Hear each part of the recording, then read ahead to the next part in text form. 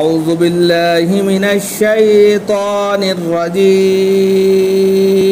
بسم الله الرحمن الرحيم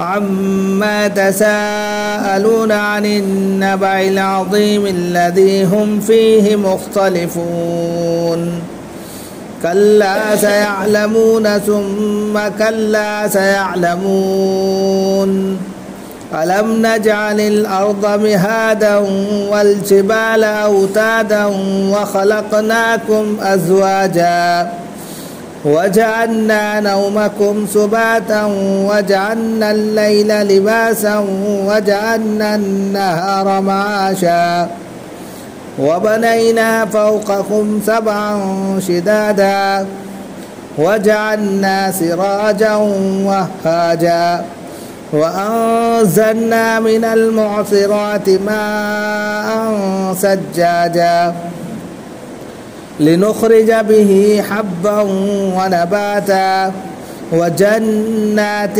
ألفافا إن يوم الفصل كان ميقاتا يوم ينفخ في الصور فتأتون أفواجا وفتحت السماء فكانت أبوابا وسيرت الجبال فكانت سرابا صدق اللہ العظیم۔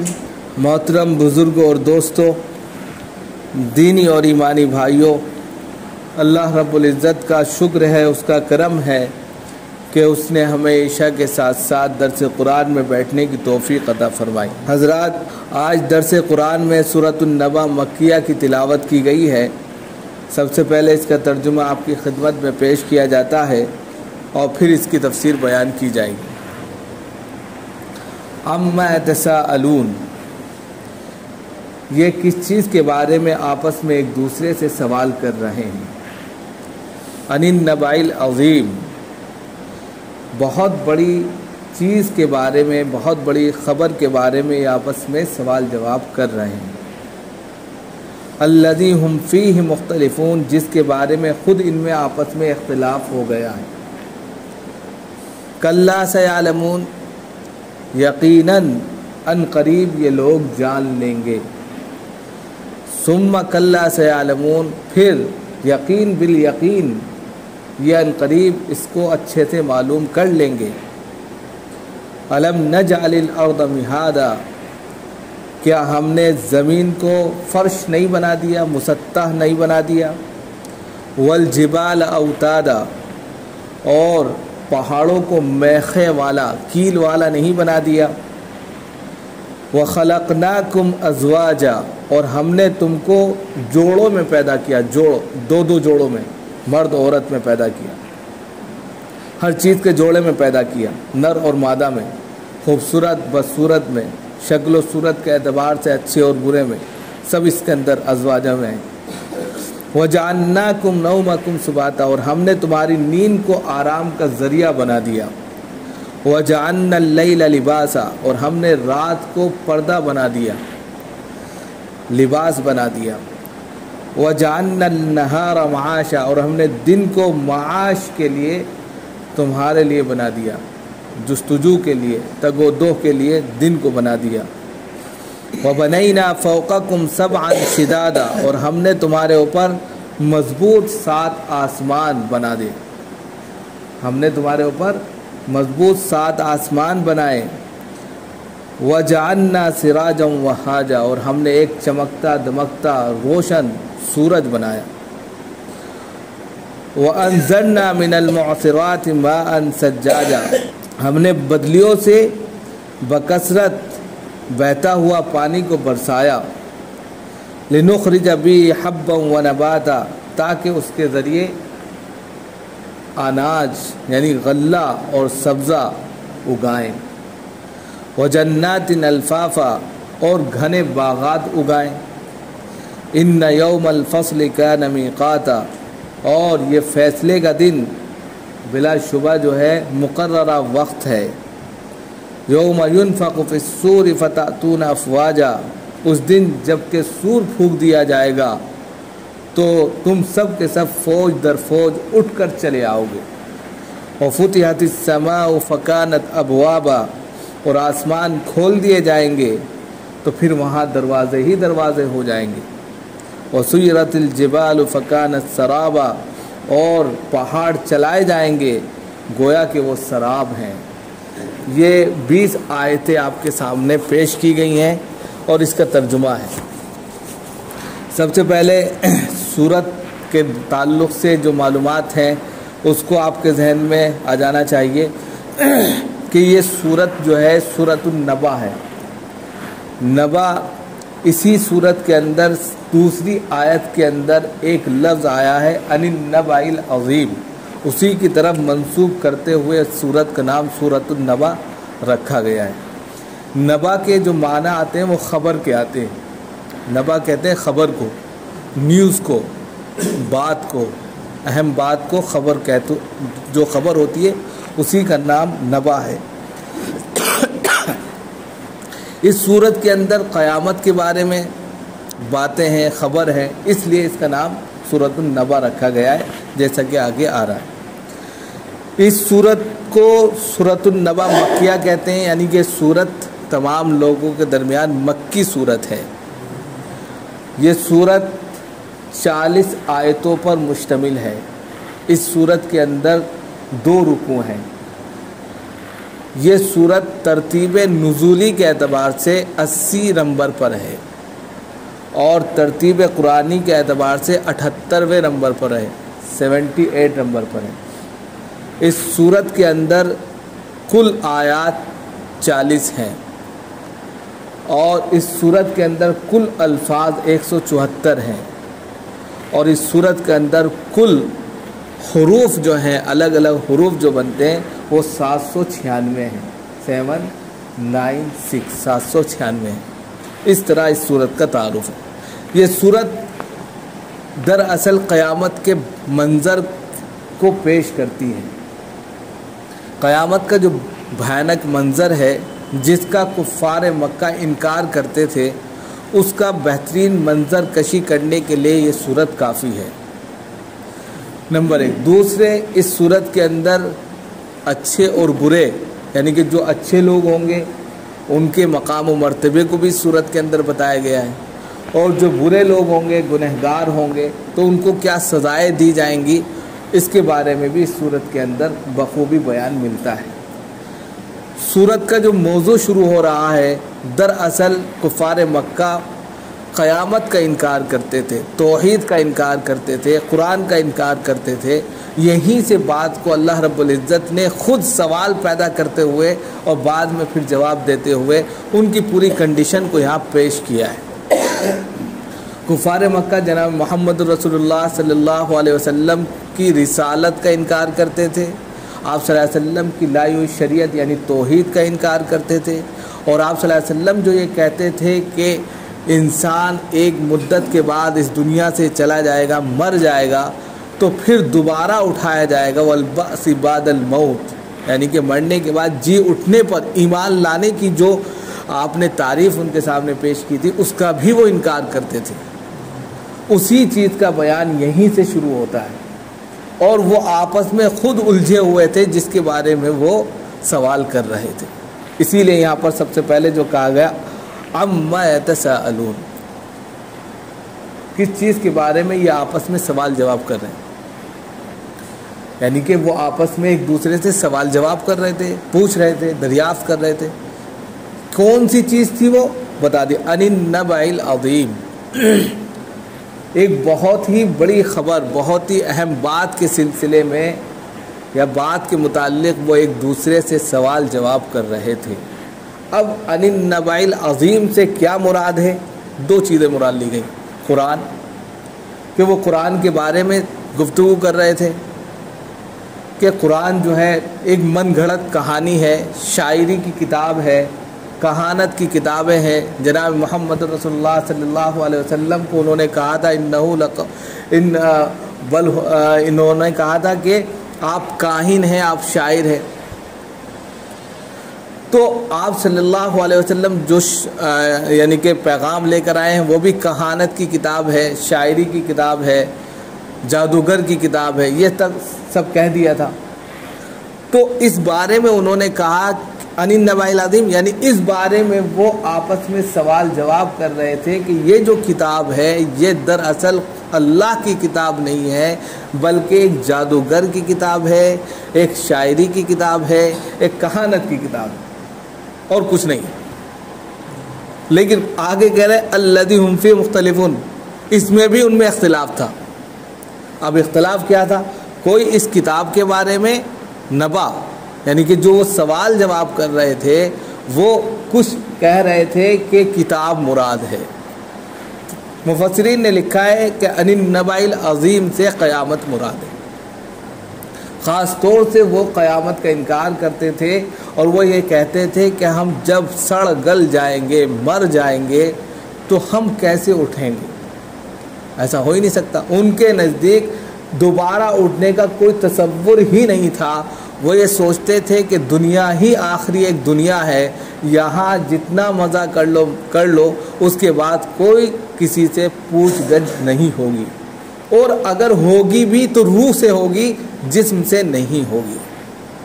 اسلام یہ کہتا تھا کہ جسمانی اور روحانی دونوں طور پر جو ہے قیامت میں انسان اٹھ کر جائے گا اور سوال جواب اس سے ہوگا۔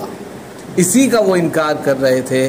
اسی لیے یہاں پر زیادہ تر مفسرین نے جو مراد لیا ہے النبأ العظیم سے قیامت مراد ہے، کہ وہ اہم بات کے سلسلے میں، اہم خبر کے بارے میں گفتگو کر رہے تھے، سوال جواب کر رہے تھے، تو وہ قیامت تھی۔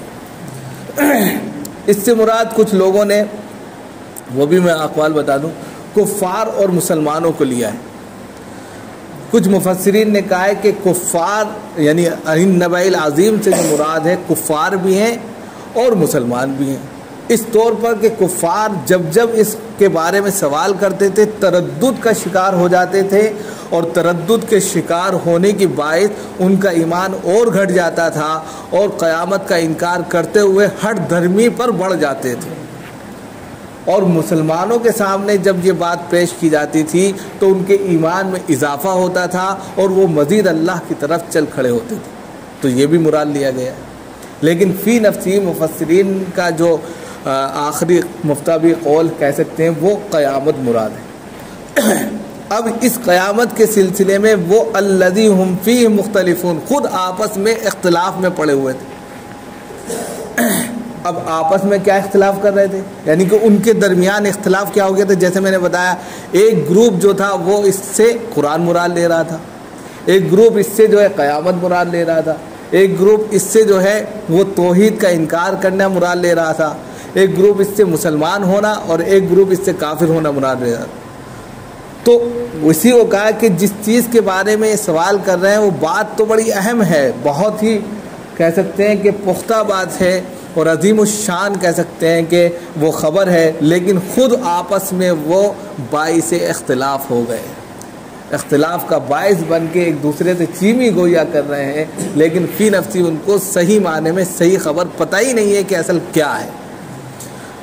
اب جب نہیں ہے تو اللہ نے یہاں سے اپنی قدرت کاملہ کا نظارہ ان کے سامنے پیش کر دیا کہ تم آپس میں بس یہی کرتے رہنا، گفتگو کرتے رہنا، حقیقت کے پردے کے پیچھے آ کر اس کو جاننے کی کوشش مت کرنا، بس سامنے آ کر اپنی کہہ سکتے ہیں کہ باتیں کرتے رہنا، حقیقت سے ناآشنا ہو کر یعنی کہ حقیقت سے دور ہو کر بس اپنی من گھڑت کہانیوں میں مزے کرتے رہنا۔ تو اللہ نے کہا کلا سیعلمون، کلا کے اصل معنی آتے ہرگز نہیں، یعنی جو وہ کرتوت کر رہے ہیں ایسا نہیں ہوگا کہ ان کو پتہ نہیں چلے گا۔ کلا تو یقین بالیقین ان قریب وہ اس کو بھی جان لیں گے۔ جان کیسے لیں گے؟ کہ اللہ رب العزت ان کو مارے گا، مارنے کے بعد جب زندہ کرے گا تو ان کے سامنے خود ہی ساری چیزیں سامنے آ جائیں گی۔ تو وہی کہہ رہے ہیں کلا سیعلمون، ان قریب وہ اس چیز کو جان لیں گے۔ اور تاکید کے طور پر پھر کہا ثم کلا سیعلمون، جیسے کہتے ہیں نا ابھی ہم بتا رہے ہیں، تم کو بتا رہے ہیں کہ ہم بتا کر چھوڑیں گے، تاکید کے بعد۔ تو ایسے ہی یہاں پر کہا کہ ان قریب وہ جان لیں گے، بالیقین یعنی یقین بالیقین کہتے ہیں ہم کہ عنقریب ان کو ہر چیز معلوم ہو جائے گی، ان کے ذہن میں اچھے سے بیٹھ جائے گی کہ قیامت کا بھیانک منظر جو ہے وہ کیا ہے در حقیقت، جس کا یہ انکار کر رہے ہیں۔ اب جب اللہ رب العزت نے ان کے سامنے یہ بات رکھ دی کہ تمہیں یقین ہو جائے گا، تمہیں معلوم ہو جائے گا، اچھے سے تمہیں پتہ چل جائے گا کہ قیامت کیا ہے جس کا تم انکار کر رہے ہو، تو انکار کرنے سے پہلے چند چیزیں میں آپ کے سامنے پیش کر دوں۔ یعنی اللہ رب العزت کہہ رہے کہ چند چیزیں اپنی قدرت کی میں تمہارے سامنے پیش کر رہا ہوں، اس ہی سے تم اندازہ لگا لو کہ قیامت کتنی بھیانک ہوگی۔ اب قدرت کاملہ کا نظارہ تھوڑا سا ان کے سامنے پیش کیا۔ الم نجعل الارض مہادا، کیا ہم نے زمین کو مسطح نہیں بنایا، فرش؟ پہلے زمین کیا تھی؟ ڈاوا ڈول تھی، آدمی ادھر ہے ادھر گر جاتا تھا، ادھر ہے ادھر، مسطح نہیں تھی، اوپر نیچے تھی، کھڑبڑ۔ تو وہی کہا کیا ہم نے زمین کو مسطح فرش نہیں بنایا؟ اب ظاہر سی بات ہے، آپ دیکھتے ہیں کہ زلزلہ آ جاتا ہے 1 سیکنڈ 2 سیکنڈ کا، انسان پورا ہل جاتا ہے، نہیں ہوتا، باہر نکل جاتے ہیں۔ اگر زمین آپس میں ڈولتی رہتی کبھی ادھر کبھی ادھر تو کوئی رہ نہیں سکتا تھا۔ تو سب سے پہلے کہا کہ جس زمین پر تم رہ رہے ہو، سکون کے ساتھ رہ رہے ہو، اس زمین کو ہم نے ہی تو مسطح کیا ہے، ہم نے تو فرش بنایا ہے رہنے کے لیے۔ ذرا سے جھٹکے میں ہم تمہیں جو ہے ڈاما ڈول کر دیتے ہیں زلزلے کے، اس میں کہاں سے کہاں انسان چلا جاتا ہے، بھاگنے لگتا ہے۔ تو کہا ہم نے اس سوال کر رہے اللہ تعالیٰ، کیا ہم نے اس زمین کو مسطح نہیں بنایا؟ ان سے سوال کرے جو انکار کر رہے، تو کیا کہیں گے؟ بنایا بھائی۔ دوسرا سوال والجبال اوتادا، کیا ہم نے پہاڑوں کو میخے والا نہیں بنا دیا؟ یعنی پہاڑ بنائے اور پھر زمین پر اس طریقے سے اس کو سیٹ کر دیا جس طرح کیلیں ٹھوک دی جاتی ہیں اور کوئی بھی چیز جو ہے کھڑبڑ نہیں کرتی، آواز نہیں کرتی، ادھر ادھر لڑکتی نہیں ہے، اسی طرح زمین کو بٹھا دیا، مسطح کر دیا کہ وہ نہ ادھر ڈولے نہ ادھر ڈولے۔ کیونکہ آپ سائنس اگر پڑھے ہوں گے تو پتہ چلے گا کہ زمین جو ہے گول ہے، ایک کہہ سکتے ہیں کہ سنتری کی شکل میں۔ اب ظاہر سی بات ہے جو سنتری کی شکل میں وہ گول ہے تو ادھر لڑک سکتی ہے، ادھر گھوم سکتی ہے۔ تو اسی کو کہا کہ ہم نے زمین کو برابر، اس کے سنتولن کو برابر برقرار رکھنے کے لیے کیا کیا کہ اس کے اوپر پہاڑ، میخوں والے پہاڑ، یعنی جس طرح کیلیں ٹھوک دی جاتی ہیں، میخیں ٹھوک دی جاتی ہیں، اسی طرح زمین میں پہاڑوں کو میخوں کی طور پر ٹھوک دیا تاکہ زمین بالکل برابر سرابر رہے، آدمی اس میں آرام اور سکون سے زندگی گزار سکے۔ اور پھر اس کے بعد کہا کہ یہ دونوں کام کیے یا نہیں کیے، کیونکہ وہاں پہاڑ بھی سب سے زیادہ تھے۔ مکہ میں جو لوگ گئے ہیں آپ نے دیکھا ہوگا پہاڑ ہی پہاڑ ہے، پتھریلی زمین ہے، اور پھر اسی میں انہوں نے اپنے گھر بنائے۔ تو دونوں چیزیں، اب اس کا انکار وہ کر ہی نہیں سکتے تھے کہ ہاں بالکل صحیح۔ پھر اس کے بعد کہا وَخَلَقْنَاكُمْ أَزْوَاجًا، ہم نے تم میں جوڑے جوڑے پیدا کیے، یعنی نر اور مادہ پیدا کیا، ہر چیز کا جوڑا پیدا کیا، انسانوں کا الگ، جانوروں کا الگ، ہر مخلوق میں ایک جوڑا ہم نے بنایا۔ پھر اس میں رنگ برنگے جوڑے بنائے، اوصاف کے ساتھ بنائے، کوئی کالا ہے، کوئی گورا ہے، کوئی خوبصورت ہے، کوئی بدصورت ہے، ہر چیز میں ہم نے جوڑے ڈالے اور اس میں اصناف بھی ڈال دیے۔ کیا اس کا انکار کرو گے تم؟ الم وخلقناکم ازواجا، ہم نے تمہیں جوڑے جوڑے میں پیدا کیا، اصناف کے ساتھ پیدا کیا، صفت کے ساتھ، اچھے اور برے کے ساتھ، اس کا انکار کرو گے؟ خاموش۔ پھر اس کے بعد وَجَعَلْنَا نَوْمَكُمْ سُبَاتًا، یہ اللہ اپنی قدرت ان کے سامنے رکھ رہے ہیں۔ پھر ہم نے تمہاری جو نیند ہے اس کو راحت کا ذریعہ بنایا۔ سبات کہتے ہیں منقطع ہونا، الگ ہونا، کٹ جانا، قطع کو کہتے ہیں، یعنی کہ دنیا کے جھمیلوں سے، دن بھر کے تمام فکر، خیالات، مشغولیات سے کٹ کر رات میں جب انسان بستر پر جاتا ہے تو سکون کے ساتھ میں لیٹ جاتا ہے، اسی کو قطع کہتے ہیں۔ ہر چیز سے کٹ گیا، وہ اپنی مشغولیات سے بالکل ایک طرف ہو گیا تو سکون کا ذریعہ بنا۔ اسی سے یہاں پر کنایا لیا ہے کہ ہم نے تمہیں راحت کا ذریعہ نہیں بنا دی، یعنی تمہاری جو نیند تھی اس کو ہی راحت بنا دیا، یعنی کہ اس نیند کے بعد تمہیں جو راحت ملتی ہے پھر آپ ایکٹیو ہو جاتے ہیں، پھر آپ کے اندر انرجی آ جاتی ہے، پھر آپ کے اندر قدرت و طاقت آ جاتی ہے۔ اگر انسان رات میں نہ سوئے تو بیمار پڑ جائے۔ اللہ ہی نے، بہت سے لوگ نیند کی گولیاں کھاتے ہیں، کیوں کھاتے ہیں؟ کہ کسی طرح نیند آ جائے، سکون مل جائے گا۔ نیند نہیں آتی تو سکون کے لیے گولیاں کھاتے ہیں۔ تو اللہ رب العزت کہہ رہے ہیں ہم نے، یہ بھی ایک نعمت ہے، نیند کا آنا نعمت ہے، اس سے پتہ چلتا ہے کہ ہم نے تمہاری نیند کو راحت کا ذریعہ بنایا، اور راحت بہت بڑی چیز ہوتی ہے۔ پھر اس کے بعد کہہ رہے ہیں وَجَعَلْنَا اللَّيْلَ لِبَاسًا، اور رات کو پردہ بنا دیا۔ بہت سے لوگ رات، مثال کے طور پہ جب انسان آرام کرتا ہے تو ایک ایسی جگہ آرام کرنا چاہتا ہے جہاں، کیونکہ بہت ساری چیزیں ایسی ہوتی ہیں، انسان کھل کے لیٹنا چاہتا ہے اپنے طور پر، تو تھوڑا وہ یہ چاہتا ہے کہ پردہ ہو، ہر چیز سے کٹ چھٹ کے وہ الگ لیٹے، تو اسی کو کہا کہ رات کو ہم نے پردہ بنا دی۔ اب انسان رات میں کہیں بھی سو جائے، اندھیرا ہے، آرام سے، جس طریقے سے دن میں انسان اپنے بدن کو چھپانے کے لیے لباس پہنتا ہے، کرتا پجامہ پہنتا ہے، اسی طرح رات کو خود پردے میں لپیٹ دیا کہ اگر کوئی کپڑا نہ بھی ہو تو بھی پردہ ہے، کہ کسی طرح کی کسی بھی طریقے سے بے پردگی ہوگی ہی نہیں، کہ انسان سو رہا ہے بے پردگی ہو جائے، صدر کھل جائے۔ رات کے اندھیرے کو اللہ رب العزت نے خود پردہ بنا دیا، بہت بڑی قدرت۔ وَجَعَلْنَا اللَّيْلَ لِبَاسًا، ہم نے رات کو پردہ بنا دیا۔ وَجَعَلْنَا النَّهَارَ مَعَاشًا، اور پردے کے بعد کیا ہوتا ہے؟ وَجَعَلْنَا النَّهَارَ مَعَاشًا، اور دن کو روشن کر کے معاش کا ذریعہ بنا دیا۔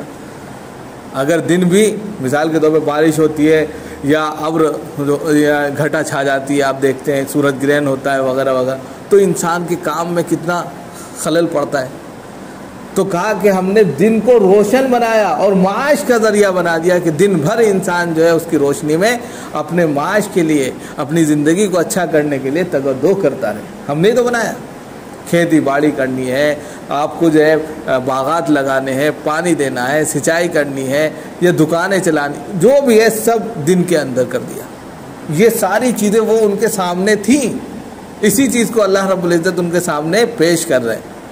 وَجَعَلْنَا النَّهَارَ مَعَاشًا، اور سب سے بڑی چیز بتائی وَبَنَيْنَا فَوْقَكُمْ سَبْعًا شِدَادًا، ہم نے تمہارے اوپر ایک دو نہیں 7 آسمان، جو مضبوط ترین آسمان ہیں، ان کو بنا دیا۔ اور اس کی مضبوطی کی مثال اس سے سمجھ سکتے ہیں کہ ایک آسمان سے دوسرے آسمان تک جانے میں 500 سال کی مسافت ہے۔ 500 سال لگیں گے ایک آسمان سے دوسرے آسمان تک جانے میں، ایک عام چال کے مطابق۔ اب ظاہر سی بات ہے، آپ دیکھتے ہیں کہ جتنا بڑا پلر ہوگا، یعنی جتنی اونچائی پر کوئی بھی چیز بنائی جائے گی، اتنا لمبا، اتنا مضبوطی کے ساتھ میں آپ پلر بناتے ہیں، کھمبا بناتے ہیں۔ مثال کے طور پہ آپ کی مسجد میں جو ہے اونچا کر کے سلیب ڈالی گئی، تو ان 2 یعنی کہ پلر کے اندر، ستون کے اندر آپ نے پورے طور پر جو ہے سریا ڈال دیا ہے، سیدھا پلائی دیوال بنا دیا آپ نے۔ کیوں بنائی؟ کہ اونچا ہے تاکہ کسی طریقے سے نقصان نہ ہو۔ جو 500 سال کی مسافت کے اوپر بنا ہوگا وہ کتنا مضبوط ہوگا، جبکہ اس میں تو کوئی پلر، کوئی کھمبا بھی نہیں ہے، تو اس کو تو اللہ نے پتہ نہیں کتنی مضبوطی سے بنایا ہے۔ یہ شدادہ اس کی طرف اشارہ کر رہا ہے کہ وہ انتہائی درجے سخت ترین ہے، مضبوط ترین ہے، کہ ٹوٹنے سے ٹوٹے گا نہیں، گرائے سے گرے گا نہیں، اس طرف اشارہ۔ یہ جو عربی لوگ جانتے ہیں ان کے لیے یہ صفت جو ہوتی ہیں کارآمد ہوتی ہیں، کیونکہ وہ عربی جانتے تھے نا، اس لیے ان کو اسی سے مارا کہ ہم نے تمہارے اوپر 7 مضبوط ترین آسمان بنائے، کہ ایک آسمان سے دوسرے آسمان تک کی جو مسافت ہے وہ 500 سال کی ہے، جو اس کی مضبوطی کے لیے دلیل ہے۔ اور مزید کہا وَجَعَلْنَا سِرَاجًا وَهَاجًا، اور 7 آسمانوں کے ساتھ ساتھ ہم نے ایک چمکتا دمکتا چراغ کی طرح روشن سورج بھی بنا دیا۔ آپ دیکھتے ہیں کہ اس کی روشنی زمین پر پڑتی ہے تو پوری زمین کھل اٹھتی ہے، انسانوں پر پڑ جائے تو ان کی ہڈیوں میں جو ہے خود بخود انرجی آ جائے، وٹامن سی جو انسان کی کمی کو دور کرتی ہے وہ پیدا ہو جائے۔ یہ سب ہم نے تو کیا۔ یہ قدرت کاملہ رکھ رہے ہیں اللہ تعالیٰ، صرف بتا رہے ہیں کہ ابھی تم انکار کر رہے ہو، یہ کس نے کیا یہ بتا دو بس۔ اس کے بعد کہا وَأَنزَلْنَا مِنَ الْمُعْصِرَاتِ مَاءً ثَجَّاجًا، پھر اس کے بعد کہا کہ بدلیوں سے، یعنی کہ بادل جو ہے جاتے ہیں اور جا کر جو ہے پانی بھاپ بنتا ہے، پھر وہ بھاپ جو ہے گرمی کی شدت سے بادل پی لیتے ہیں، پورے طور پر بادل جو ہے پانی کو اٹھا لیتے ہیں اور پھر جا کر جو ہے اوپر جا کر برسنے لگتے ہیں۔ یہ کس نے کیا؟ وَأَنزَلْنَا مِنَ الْمُعْصِرَاتِ، ہم نے بدلیوں سے بکثرت پانی برسنے والا، یعنی بکثرت، سجادہ کہتے ہیں بکثرت کو، بہت زیادہ۔ آپ دیکھتے ہیں کہ 2-2 3-3 4-4 دن بارش ہو رہی ہے، ابھی آپ نے دیکھا جھڑیاں لگ گئی۔ تو ہم نے بدلیوں سے بکثرت بہنے والا پانی برسایا، بکثرت بہنے والا یعنی کہ مسلسل پانی ٹپک رہا ہے، مسلسل پانی گر رہا ہے، وہ بہنے والا بادل بنا دیا، برسا دیا۔ یہ کون کر سکتا ہے؟ آپ جو ہے مصنوعی بارش کرتے ہیں، آپ نے دیکھا ہوگا ٹینک خالی ہو جاتا ہے، مشکل سے 1 گھنٹہ، بہت مشکل سے بہت زیادہ کریں گے 2 گھنٹے، کتنا پانی آپ اکٹھا کریں؟ اور اللہ رب العزت کئی دن مسلسل برابر بارش کر رہے ہیں، تو یہ کون ہے؟ کوئی ذات تو ہے۔ اور پھر اس بارش سے ہم نے کیا کیا یہ بھی بتا دیا، لِنُخْرِجَ بِهِ حَبًّا وَنَبَاتًا، ہم نے اس سے غلہ اگایا، اناج غلے میں کیا آتا ہے؟ مکہ آتی ہے، جو آتی ہے، گیہوں آتا ہے، دھان آتا ہے، اور بہت ساری چیزیں جس کو آپ اسٹور کر کے رکھتے ہیں، ذخیرہ بنا کر رکھتے ہیں۔ یہ ساری چیزیں ہم نے ہی تو اس پانی سے اگائی۔ اور مزید کیا کہا؟ وَنَبَاتًا، سبزہ اگایا، سبزے ساری سبزیاں ہو گئی، جتنی بھی ہری سبزیاں ہیں، پھل ہیں، سب کے سب ہم نے اسی سے اگائے، اسی پانی کو برسایا اور اسی پانی سے غلہ بھی نکالا، اسی پانی سے سبزہ بھی نکالا، جس سے انسان بھی کھا رہے ہیں اور سبزے سے جانور بھی کھا رہے ہیں۔ تمہارے جانور بھی اسی سے فائدہ اٹھا رہے ہیں اور تم بھی اس سے فائدہ اٹھا رہے ہیں۔ اور مزید کیا کیا؟ وَجَنَّاتٍ أَلْفَافًا، ہم نے گھنے باغات بھی بنائے اس سے، یعنی کہ الفافا کہتے ہیں کہ جو پتے سے پتے مل کر گھنا بن جاتا ہے، بہت زیادہ پتے والا، شاخوں والا جو پیڑ ہوتا ہے اس کو الفافا بولتے ہیں۔ تو جب بہت زیادہ شاخیں ہوں گی، بہت زیادہ پتیاں ہوں گی تو گھنا خود بخود ہو جائے گا۔ تو ہم نے گھنے باغات بنائے، یعنی کہ اتنا پانی برسا جس کی وجہ سے نشو و نما زیادہ ہوئی، تو شاخیں، درخت خوب پھول پھلے اور اس میں جو ہے پھل لگا دیے۔ تو یہ سارے کام تو ہم نہیں کیے۔ اب یہاں پر یہ ساری کاریگری بتانے کے بعد اللہ رب العزت اب پھر موضوع کی طرف آ گئے۔ یہ ساری کاریگری بتائی ان سے کہ یہ جتنی بھی کاریگری ہے اللہ رب العزت نے ہی کی ہے اور تمہارے سامنے ہے، تمہاری آنکھوں کے سامنے ہے۔ اب بتا ان یوم الفصل کان میقاتا، فیصلے کا دن مقررہ وقت ہے، یعنی قیامت کا جو دن ہے وہ ایک مقررہ وقت ہے، اس کا اولین اور آخرین سب کا اس دن اجتماع ہونا ہی ہونا ہے، سب کو جمع ہونا ہی ہونا ہے۔ اور وہ کیا ہے؟ یوم ینفخ فی الصور، یعنی فیصلے کا دن کیا ہے؟ قیامت کا دن کیا ہے؟ یوم ینفخ فی الصور فتأتون افواجا، کہ جس دن سور پھونک دیا جائے گا۔ یہ سیکنڈ سور کے بارے میں، یعنی پہلا سور جب پھونکا جائے گا حضرت اسرائیل کے ذریعے تو سب کے سب لوگ مر جائیں گے۔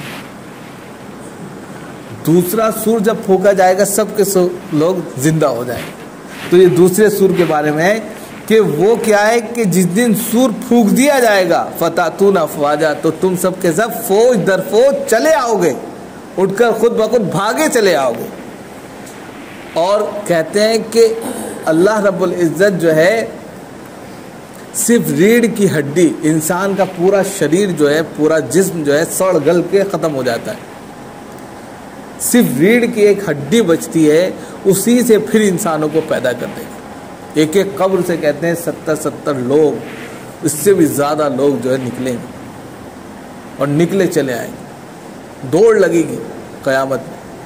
تو اسی کو یہاں پر کہا کہ جس دن جو ہے سور پھونکا جائے گا، افواجا، فوج در فوج، ایک کے بعد ایک نکلتے بھاگے چلے آئیں، فتأتون، تو تم چلے آؤ گے، دوڑے چلے آؤ گے، فتأتون افواجا، ایک کے بعد ایک، فوج در فوج چلے آؤ گے تم، یعنی قیامت کے اس بھیانک منظر میں جہاں پر جو ہے حساب کتاب ہوگا، خود بخود تم آ جاؤ گے، تمہیں بلانے کی ضرورت نہیں پڑے گی، سور پھونکنے کی ضرورت ہے، بس تم اسی چیز کا انکار کر رہے ہو۔ اس کے بعد کہا وَفُتِحَتِ السَّمَاءُ فَكَانَتْ أَبْوَابًا، اور آسمان اس دن کھول دیے جائیں گے، تو آسمان جب کھول دیے جائیں گے تو دروازے ہی دروازے ہوں گے، مطلب فرشتوں کی آر جار شروع ہو جائے گی، بھائی اس کو جانا ہے، اس کو آنا ہے، اس کو پکڑنا ہے، اس کو سب فرشتے، یعنی پورے کے طور پر جس طریقے سے کوئی بڑا فنکشن آپ کے یہاں ہو جاتا ہے، سارے دروازے آپ کھول دیتے ہیں، کوئی آئے گا کوئی جائے گا، اسی طریقے سے اللہ رب العزت دروازے آسمان کے سب کھول دیں گے، فرشتے اپنے کام پر لگ جائیں گے، کس کو کیا سزا دینی ہے، کس کو کیا انعام دینا ہے، سب تیزی کے ساتھ میں کام ہوگا۔ اور وَسُيِّرَتِ الْجِبَالُ فَكَانَتْ سَرَابًا، اور اس دن پہاڑ بھی چلائے جائیں گے، پہاڑ چلائے جائیں گے گویا کہ وہ سراب ہیں۔ سراب کہتے ہیں، آپ نے دیکھا ہوگا ریگستان میں ریت ہوتی ہے، تو دور سے انسان جب دیکھتا ہے ریت کو تو وہ اس کو پانی سمجھتا ہے، دور سے ریگستان میں ریت کو دیکھنے پر پانی نظر آتا ہے، کیونکہ وہ اس طرح کرتی رہتی ہے جس طرح پانی لہر مارتی ہے، اسی کو سراب بولتے ہیں۔ اس کا دوسرا نام دھوکہ ہے۔